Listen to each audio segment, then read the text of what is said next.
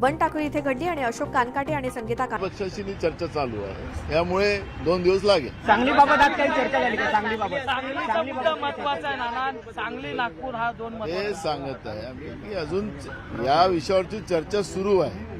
त्याच्यामुळे या आता ज्या मित्रपक्षांचा जो इश्यू आहे त्यांनाही आम्हाला सोबत घेऊन चालायचं आहे. त्यामुळे 1-2 दिवसामध्ये या जागा वाटपाचा इश्यू क्लिअर होईल. नाना, गोंदियातून तुमचं नाव आहे, गोंदियातून तुम्ही उमेदवार म्हणून तुमचं नाव समोर आलं.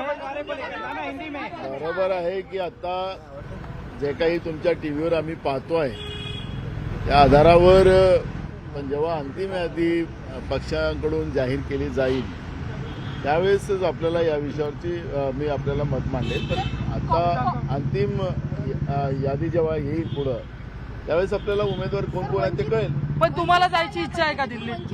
तुम्हाला दिल्लीत जायची इच्छा आहे का? अरे पक्षाच्या आदेशाचं पालन सगळ्यांनाच करावं लागतं.